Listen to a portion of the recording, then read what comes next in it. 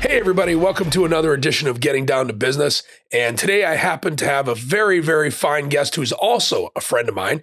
His name is Bob Friedman, and he is the owner of Ace Electric, which is a beautiful electric company here in Sarasota, Florida.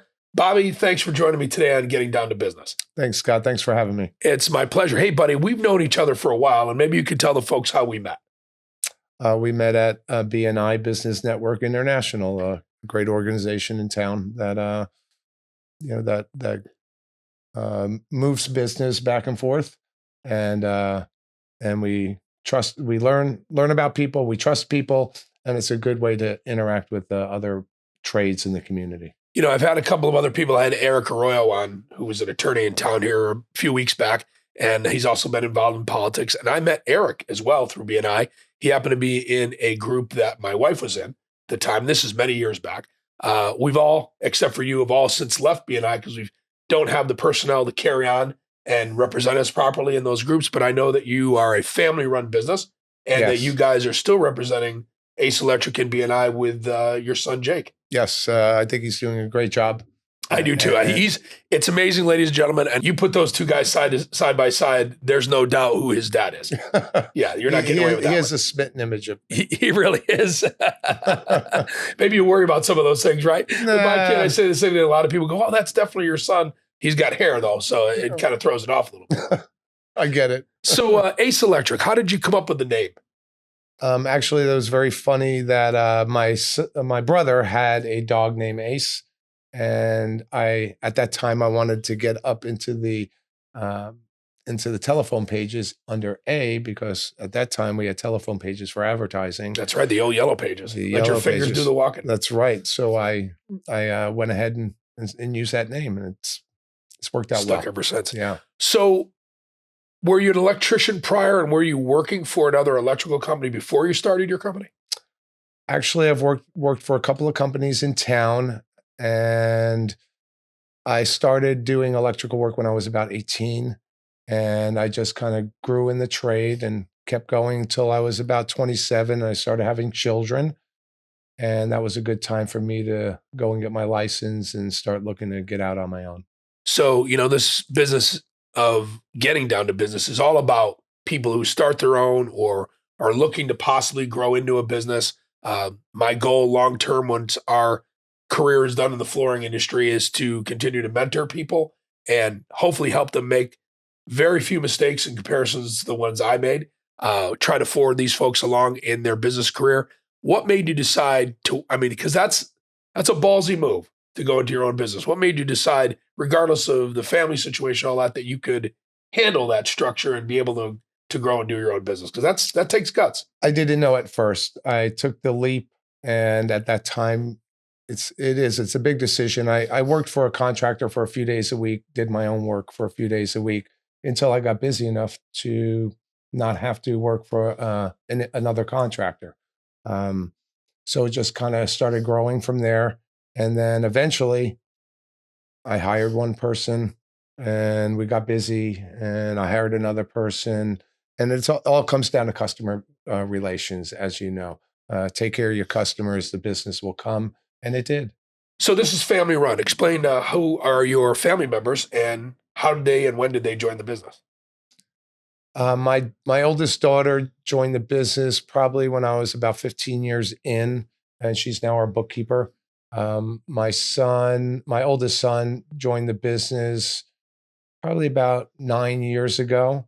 And then, of course, my middle son, who's in BNI, he joined the business right out of high school. And I also have a middle daughter who was working in the office for some time, and she decided to chase her dreams, which is great. So now I have 3 children working for me. So if you're like me, you see that there is a major crisis, and I'm actually getting to speak on this in Las Vegas next week at our flooring conference. The major crisis of not having enough qualified people wanting to enter the trades, or even young people wanting to reach out and get into the trades, whether it's plumbing, electrical, HVAC, floor covering, contracting, like I do. Are you seeing the same thing? And because it seems to me there's not as many young people wanting to work with their hands as there once was, although there seems to be now a shift where people don't necessarily need to go to college to get a great job and move on with their lives if they're willing to perhaps go into a vocation like yours. Well, I agree. There was a problem for quite some time. There still is somewhat of a problem finding the highly qualified people. I did talk to one of the building inspectors in town, and he told me that the VOTech in town is really filling up. They have over 300 people in the electrical schooling right now, which is great. That is great. Eventually they'll filter down. But we seem to hire young men that are willing to work, and we train them. It takes a little bit to get them to a point where they're being helpful to their lead technicians. But it seems to be going very well. Some of the young men, after a year or two, are ready to go out there and tackle jobs by themselves. So we constantly bring in new people. We give them tools. We give them a great atmosphere to work in, and they just seem to be coming along. So I'm very happy with the young men that have joined our business. How many staff members do you have now at Ace Electric? Soup to nuts. Employees or employees, we're at about 47 right now. So you're right below that magic number of 50. Right below. We're trying to stay under that magic number. You know, because a lot of things change. Yeah. A lot of things change, right? But 47 people is a lot to manage. I don't have to do it alone. We do have managers in the office. My son takes a lot of the heat off of me, but there's enough work out there for all of us to keep busy. Does your wife work in the business with you as well? Not any longer. She did the first 15 years, and then we retired her and brought in the children, and they seem to be doing well. I don't think she misses being in the business. The middle of the fight. The chaos. Yeah, the chaos. Yeah. Certainly the trades is quite alarming when it comes to servicing people, but at the end of the day, that's what it's all about. That's what separates any good contractor from one that's not so good. You got to service the people. Yeah. You got to take care of them. You got to answer your phones. You got to do a good job, of course. So that's something that we talk to the men about all the time, about keeping jobs clean, keeping customers informed, and doing a good job making sure they're happy when we leave. So if you had to describe it in an elevator pitch, what are the strengths of Ace Electric that set you apart from the competition? We answer the phones, we schedule properly, we have qualified people to do the work, and we try to handle every customer with kid gloves. We do push for excellence in our trade. We clean up when we're done. A lot of people don't clean up. We try to tell the employees to leave the place a little bit cleaner than when you got there. And when people see that you take care of their home, they really do appreciate it. They get respect for you. Yeah. Absolutely. So, Bobby, what do clients need to know about electrical work? Because I think everybody in this market, I've been down here now 12 years. You've been in this market many, many years. Yeah, about 40.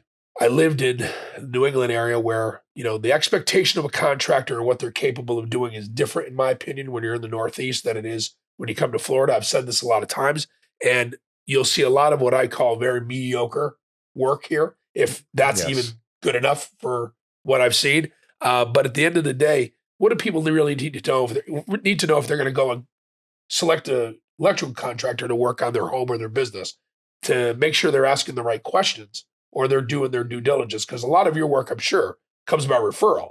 But if somebody was cold shopping the trade, what would be your advice?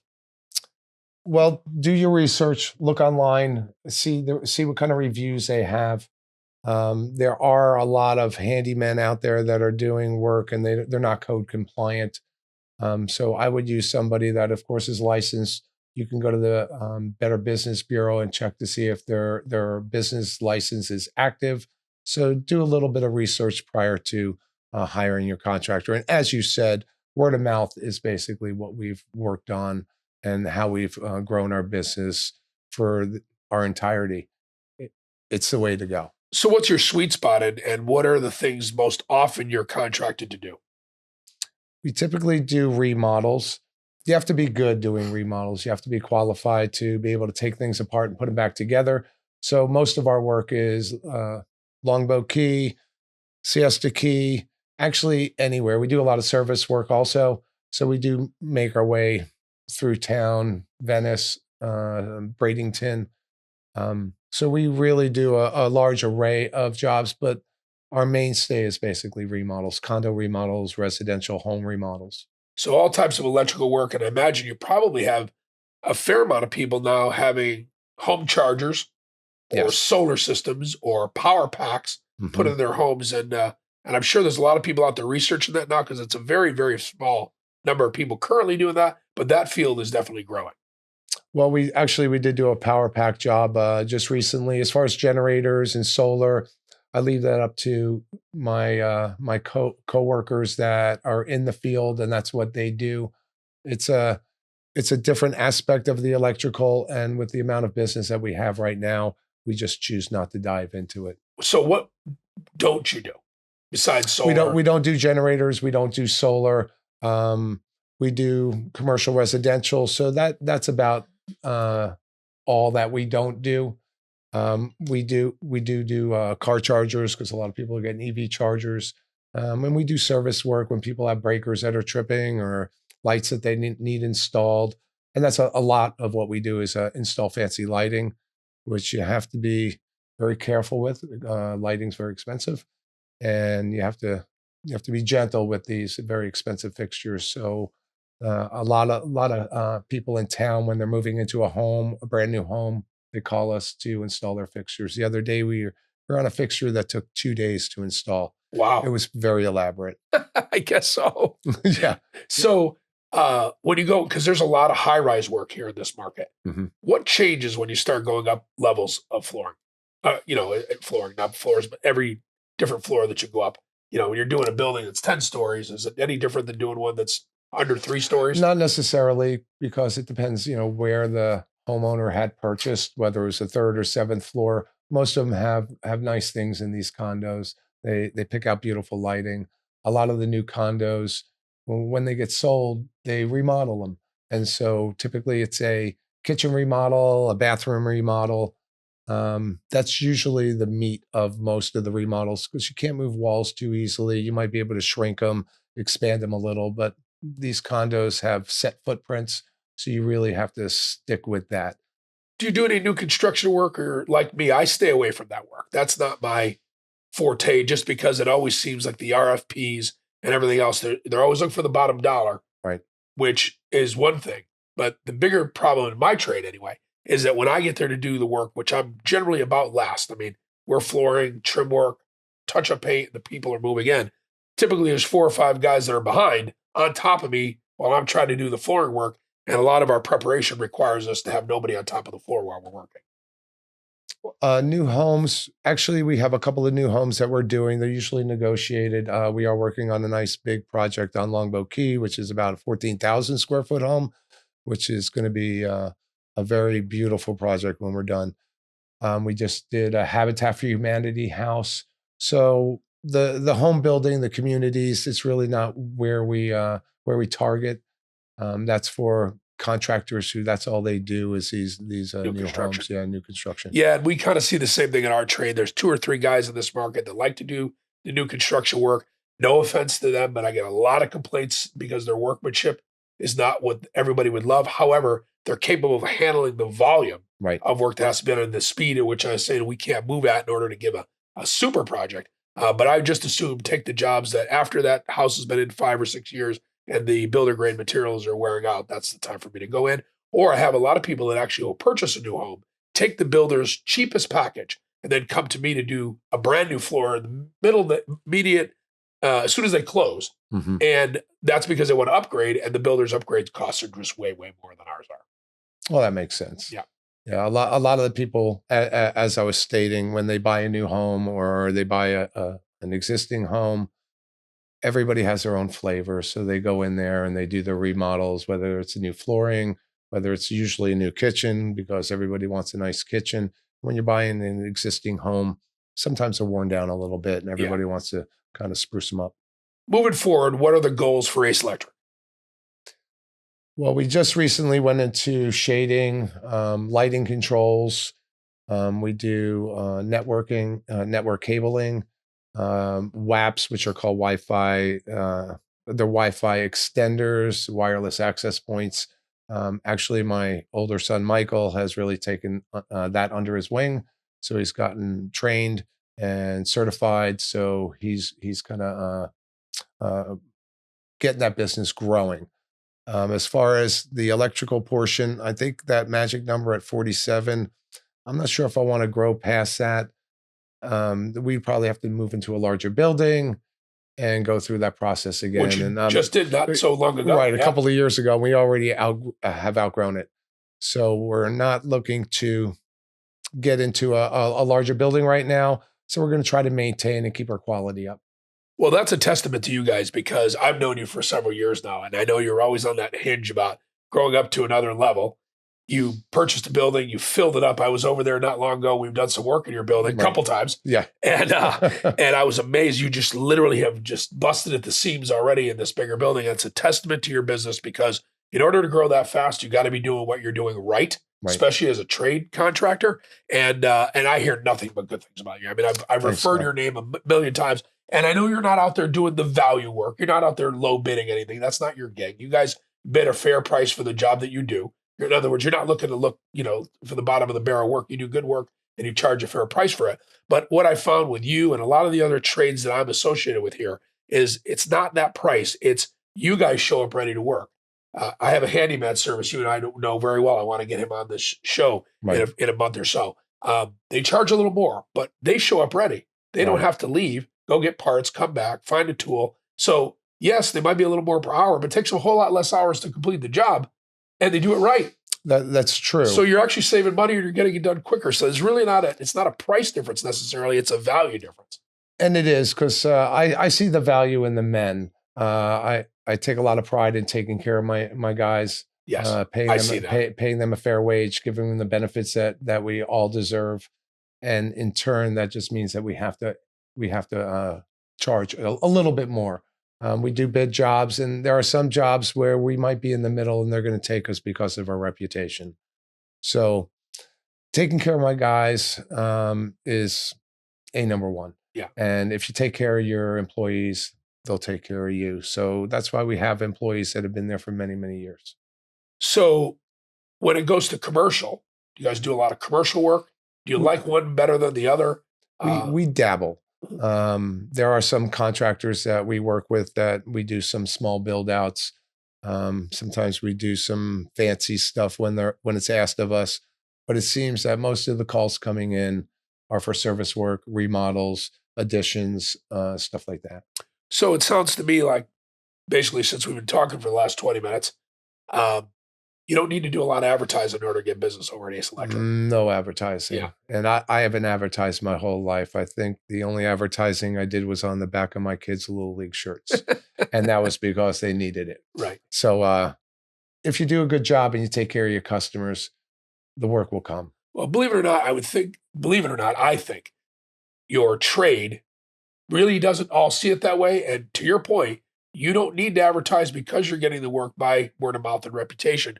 Where a lot of these other companies, even these giant ones, they do a lot of advertising purely because I think they have to continually refill that funnel of new clients, either in order to make payroll and make expenses because they've got tremendously high overheads, or because they're not really doing that great of work.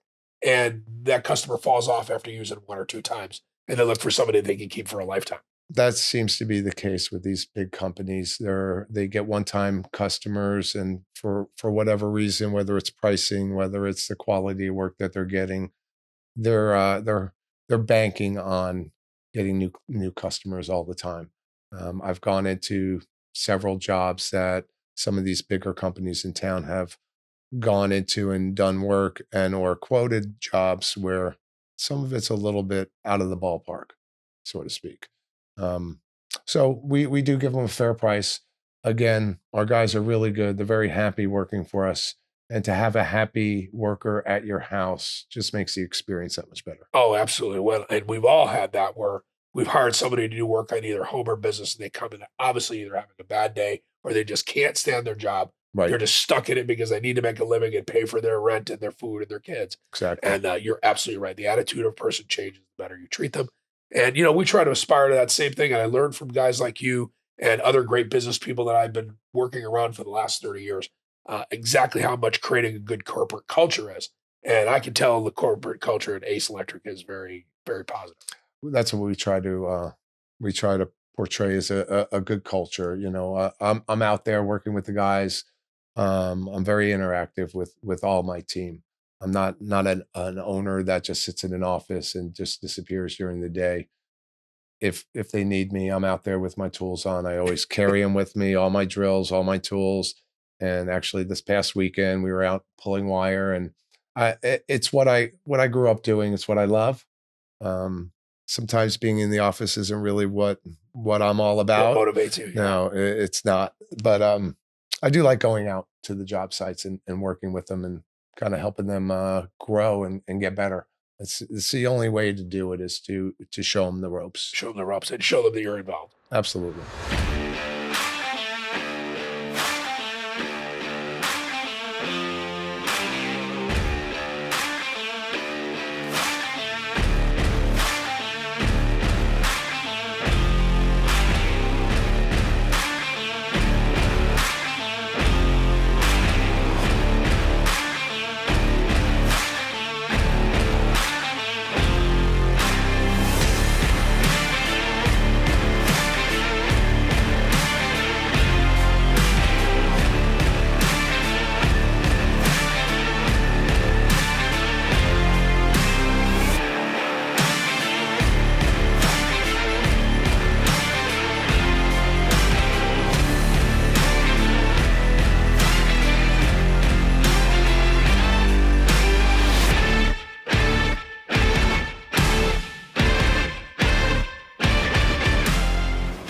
If you were going to give advice to a new electrician about starting a business, what would be some of the do's and don'ts? Because now you've been an operator for quite a while. You've grown from one person, which was you, Right. all the way up to almost 50 people. Right. I know there's others out there would love to be their own company, and some of which have gone out, worked for you, Yes.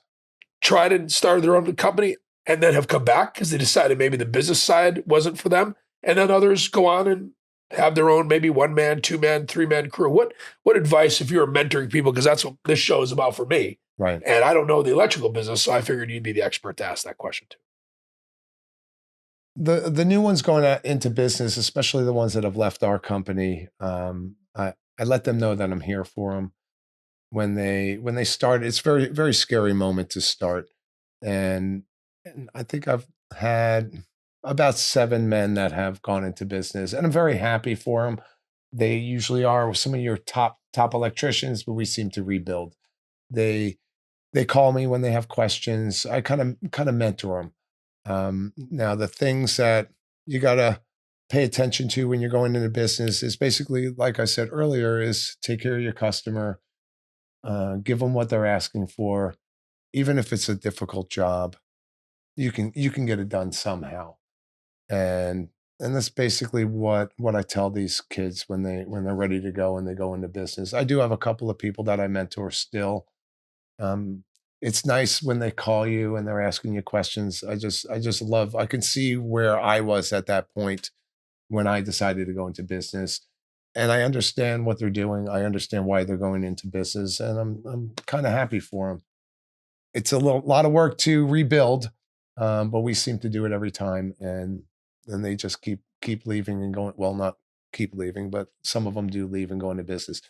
They do learn that being in business is not an easy task. They do know that you're basically married to your business.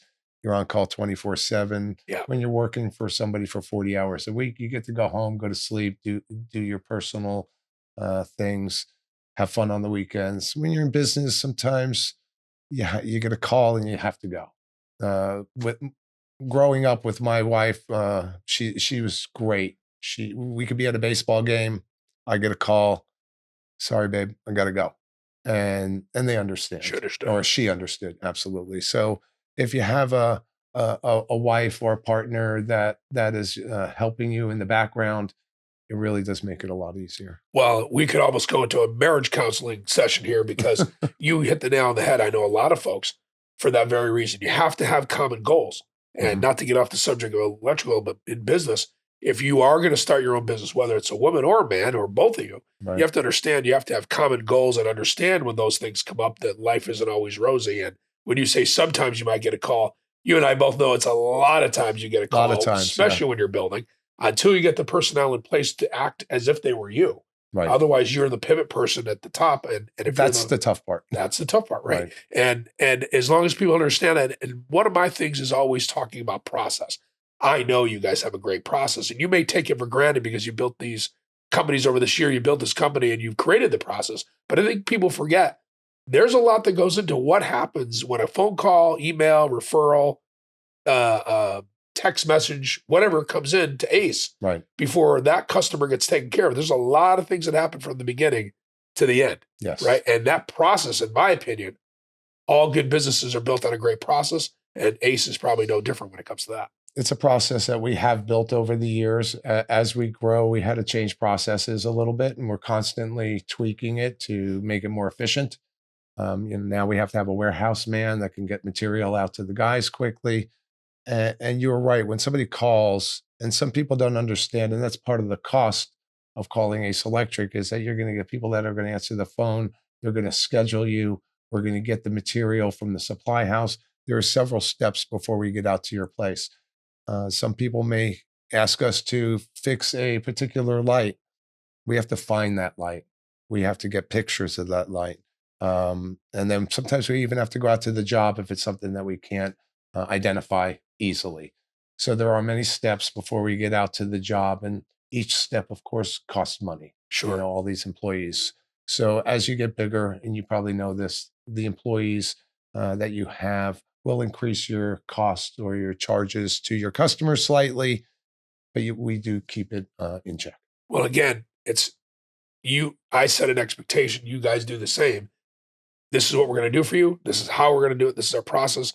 And it comes down to even our contracts. We constantly tweaking this, right? Because things change, products change, warranties change, preparation types change. And so we're constantly changing our paperwork all the time to make sure that we're given the most updated version. And I tell my staff, I don't know about you, there's nothing wrong with over communicating. Telling you too much is never as bad as not telling you enough, right? Absolutely. And so when a customer questions something, a lot of times it's because they don't know anything about what we do. They just know they want a beautiful floor, or they want a nice tile job or a shower done. When we're about to do a job, people don't understand what we do for a living. So to put a nice shower together, to put in a beautiful floor, they just know they want the finished product. But a lot of times they don't know a lot of the particulars. And when they question it, I like to give them a really deep answer, meaning, especially with us in moisture mitigation, when we have a lot of issues with moisture in the ground here. After these 3 storms, which came this year between August and October, unprecedented. It happened at my place. Unprecedented amount of water. Right. Storm Debbie dropped 20 inches of rain, caused people all over the place that have had floors down for 15 or 20 years blowing off the floor. Wow. Tile, wood, vinyl, laminate floors, carpet that turned moldy. Like the craziest things have happened since that storm. And all the manufacturers on my end of the world have put out white papers and all these new different directions for moisture mitigation protocol for the states that were most often jammed up by it, which is us, the Carolinas, Louisiana, Mississippi. A lot of those areas. Texas is fairly dry. But you go to Mississippi or Louisiana, it's really wet. Right. And you get to Florida, we're the wettest of all, right? So I've seen just in the 12 years I've been here, major changes in my industry, and all those have to be communicated with the client. And when something goes bad, where a job fails, in your case, some vinyl plank failed in a very short period of time, you have to be able to offer the customer a solution. Right. And sometimes those things are covered by insurance, but acts of God, groundwater, that stuff's not. If it's a dishwasher or a leaky hot water heater or your air conditioning blows a line, that stuff's covered generally by homeowners unless you don't have coverage. But storm damage, flood damage and stuff, unless you have specific insurance for it, is not. And I'm sure it's the same in your world. Well, this is true. There's some things that you can't warranty that if they get destroyed by the elements. Florida is a very hot place, as we know, and things do deteriorate and break down. The communication with the customers is very important to us, and our staff will ask the proper questions to try to pull out of them sometimes the answers that they need. Customers they're not very versed in the electrical lingo, so we do try to pull it out of them. Sometimes they say, "Hey, Bob, can you get on this phone call?" And then we do explain to them from start to finish how this process is going to work. Yeah, and it's really about making them feel comfortable. Absolutely. Right? Because And we want that. right, like, okay, this price is XYZ, great, but I'm a little uncomfortable about this stuff. Can you assure me that you guys are going to do it right? Or had a bad experience with somebody else? They did all this, and we found split wires. I mean, it's kind of a joke. And I think you and I talked about it before. When I bought the building that I'm in now, which is from our mutual friend Kevin Robbins, was my real estate Right. agent, and I've had him on the radio podcast. I want to bring him on with the boys to do the video. You know, that area, I mean, I couldn't believe what I found in there. Unfortunately, I wasn't adding a lot. I was taking out a lot. Right. It was an old, and I didn't know you that. It was an old printing shop, and they had printing machines in all these different separate rooms. Up on Whitfield. Yep. Mm-hmm. And it was a mess. I'm like, well, we went up into the overhead ceiling, the drop ceiling, to start dismantling because all we needed was open warehouse and a small area of finished space. We couldn't believe what we found up there. And even the guys I had that were there at the time, because again, you and I had met yet, said the electrician said, I've never seen anything like this. It was wire everywhere. How there was no fire, he said. It was unbelievable. Cables just strung out over the top with no supports, you know, carrying a lot of power. Sure. I think that building had like 4 or 800 amp or 1200 amp service and huge boxes on the side. And it was a lot of it. They said that's a matter of hiring professionals to do it right the first time. Yeah. You know, when they pull out their machines, they can usually cap them off and be done. Sometimes they leave all that mess up in the ceiling because it can't be seen. And we find that all the time. When we're working in remodels, we open up walls and we see wires twisted together just inside the wall, it's taped up. And so we know that either it was an electrician, he was cheating, or it was a handyman that said, oh, I can do this and extend wires and stuff like that. We find that all the time. And we find it when people are getting home inspections. We do work with a lot of realtors. And so we get the inspection reports. We look at all the stuff that needs to be repaired. And typically we go out there and do the repairs for them. So to jump back on the business side just for a little bit, how important is it for those that are in business to have the proper advisors when it comes to accounting, what to do with budgeting, and what to do when a company starts to make profit? Well, you should have a plan. Everybody should have an accountant that helps you with that. Tax planning is very important. And as you start getting profit, you're either going to sock it away or start growing. Maybe get a new vehicle, maybe a bigger building, maybe some tools that you can afford. We're still buying tools that we need for particular projects, just because it's what we need, and we don't want the guys to be unsafe out there. So if there's something that they need for a particular project for safety, we just buy it. And sometimes you're getting tools that may be a little bigger tools. As you get bigger, a couple of weeks ago, we bought a wire tugger. I've never had one in all these years. We've been pulling wire with our arms, and I had a job that really required it. And so we invest in tools and vehicles. And actually everybody today got new hoodies because the weather's getting really bad. They're very happy to It be has warm been cold today. here in Florida for an unusual amount of time. Yeah. So you reinvest in your business. I think that's the best thing. Build your business, and then the value of your business grows. So if you want to stay small and continue to do jobs and make a little profit, you got to know what you want to do with it. You're going to start putting in a 401k. But again, talk to your accountant. It's always good to have that or a financial advisor or both. You guys encourage your team to do the same when it comes to 401k and we offer it in the business, and we do actually have the guys every year. We talk to them about it, and we would like them to invest. It's good for them to set up their future a little at a time. Eventually, you don't recognize all the money that you've put into it, because when it comes out of your paycheck, it's gone. Right. You budget it. And you start budgeting for what you have left. And in a few years, there was a couple of guys that left our business. And in a few years, they had several $1,000s built up in their 401ks. And so I definitely encourage them to take the free money. Yeah, use that vehicle. Absolutely. That's a very important thing. And I was talking to another friend the other day about the importance of owning real estate. You own your real estate. Right. I think, unless you're a corporate business, which has to have 100 locations open quickly, and you're going to go and lease space, I see that starting to change now, right? because a lot of these companies, they fold up tent now. The restaurants and other companies that are out there purely because their overhead skyrockets in terms of rent, insurance, especially insurances when they're affected by the storms that we had in Florida and all that, really escalate, and sometimes beyond the point at which they budgeted, and all that money that they've paid has gone to someone else, Absolutely. right? To help them buy their building. One of the things we did when we came here, which hadn't done in the Northeast because we didn't have the cash flow at the time. We had 3 operations running. We grew more locations, but we didn't have the real estate.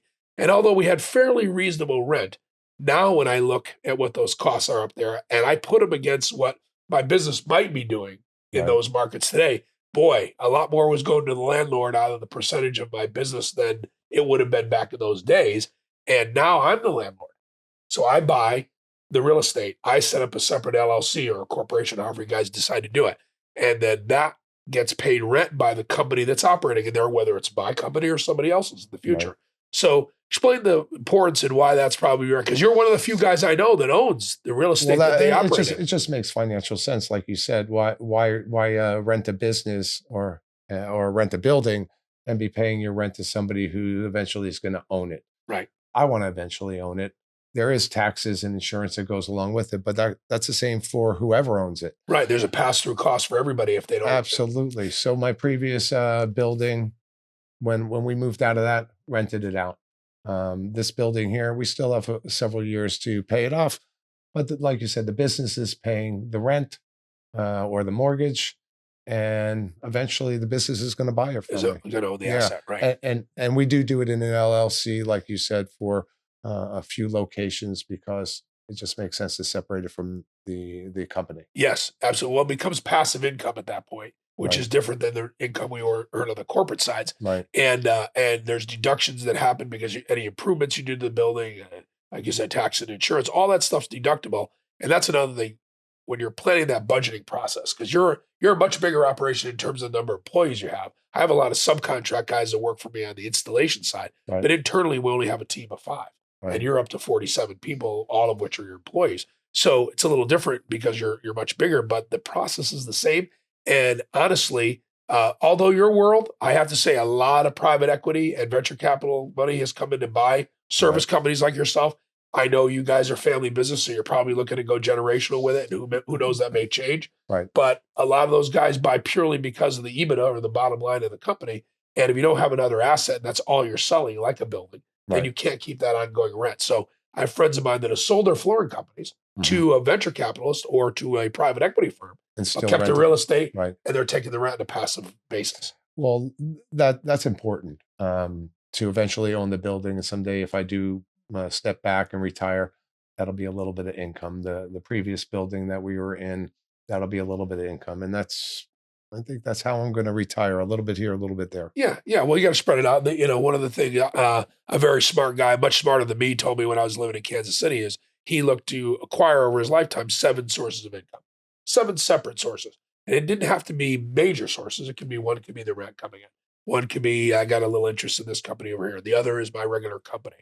Maybe it's interest that I'm earning in a money market account. That's another source of income. So he would look at all those different things to kind of diversify so that he wasn't putting all his eggs in one basket. Right. And with a service company like yours, I know other companies, I won't mention their names, that got bought out by these kind of companies for a fair amount of money over the last few years that didn't have the reputation of ACE. So that puts you guys in a good position going forward, regardless of what you decide to do. It does. I've thought about and leaning towards keeping it as a family business. I still got a few more years left to make that decision. Sure. But I don't want to bring a hedge fund in to buy me up. I've seen what hedge funds have done to some of the other companies where prices go up. Now they're the only ones in town. I saw it with my mechanic shop. I see it with AC companies, electrical companies, and it just keeps going on and on.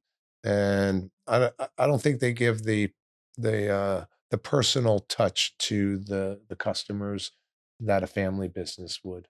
Well, I'm very happy for you that your kids have come on with you. My kids, I have a son and a daughter. Neither were really had any interest in the flooring business. And just as well, if they don't want to do it, I don't want to force them. Of course. But it's something I've dealt with all your kids, dealt with your lovely wife, sold product to all of you, Right. and taking care of you on the service end. And we've given you guys, many referrals because I just love what you guys do.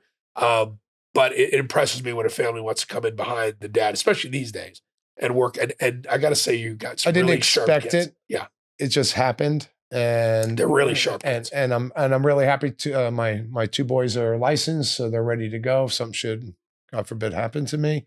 Um, you never know. You never know. You never know when a bus hits you. Right. But yeah, I'm really happy, and I like my kids, so it's nice Yeah. to have them. I get to see them every day. I get to see them grow as a person and a business individual. So it really is exciting. A lot of people don't maybe get along with their families as well. I'm sure I know you do. Yes. But I love all my kids, and it's great to see them every day. Okay, so most importantly, how can people reach Ace Electric if they want work done?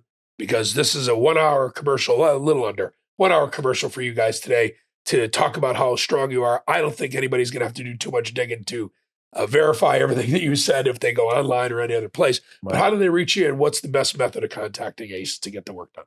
We have many avenues. You can go to our website. You can call the office at 941-362-4508. Somebody will answer the phone. We do have an after hours text line. If nobody's in the office at that time and you have an emergency, you can be contacted that way. You can always email us. So we have several avenues of ways to reach us. Well, I will be sure and include all of those in the podcast when we do the editing and get out the finished product. Any closing comments, anything you would like to share with people that I didn't ask, either related to the business, family, or otherwise that's really important to Bob Friedman?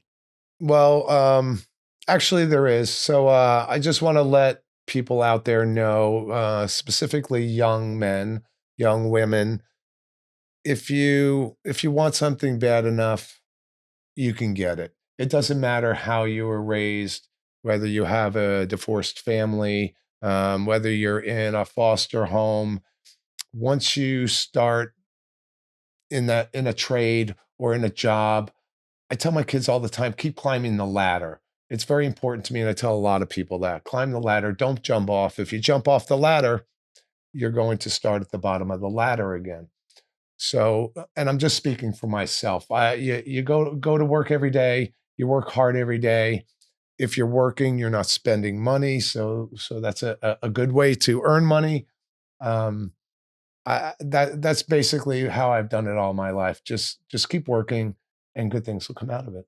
Those are very valuable words. And I know that aside from work, though, you have another hobby, and you recently had a little milestone there on that hobby. Well, you're a golfer. I am. And so I have yet to have a hole-in-one, an ace. And you had one recently, right? Actually, it was my second one in the last. I had one last year. A year later, I had another one, which was very exciting because it was in a tournament, right? And the same hole. That's what I was thinking of. And yeah, it's one of those things that I had one many years ago when I was golfing with my daughter. It kind of wasn't the same. It was a shot that just happened to go in. This one's a shot that I hit my spot. It went in. So it is the most exciting thing. And with a gallery to watch. I hope you get one. Yeah, soon. Me too. I'm hoping to maybe rub off of you a little bit. If I play with you, maybe I'll get an ace. Anytime, Scott. Either way, I'm getting an ace, right? Yes. Bobby, I got to tell you, I really thank you for coming on here. I've been thinking about having you on for a little while, but I wanted to do the video one because I've run an audio podcast before, which has been great. But there's nothing like seeing the faces. Well, I really appreciate this. Yeah, this is pretty exciting for me. This is a lot of fun for me. And there you are in the back, looking beautiful. That's fat guy over here with the sunglasses. But I really appreciate you, your family, everything you guys have done for us. You've been very good to us. And I have to say, you're stand-up people. One of the things I love is genuine people. And last week I had my country club on, Palmer Country Club. And one of the reasons that I'm a member there, and I talked about it during the podcast, is the members are just so great. And where you are, another great place as well. Great people. Right. It's all about people for me. The golf course is important. The food is great and all that. But it's really that camaraderie. It's a family of people. And now when I go into my place, we're treated like brothers and sisters. We tease each other. But they're just a real good, genuine group of people that's not looking to impress anybody by being there or anything like that. They're just good people. And that's who I want to stick around. I don't care. Money is not that important to me. Power is not important to me at all. It's a good way to go through life. Yes, It but really is. your comments about climbing the ladder and getting around genuine people that don't need to advertise in order to add more business or more value to their company, it speaks volumes about who you guys are. I appreciate that. Well, thank you very much for being with us, Bobby, all the Scott, time. I appreciate your pleasure. time, and I know it's very valuable. Thanks for joining us for yet another edition of Getting Down to Business. We had the wonderful Bob Friedman here, the founder and owner of Ace Electric, along with his family. We'll be back for another episode soon. Have a great day and stay healthy.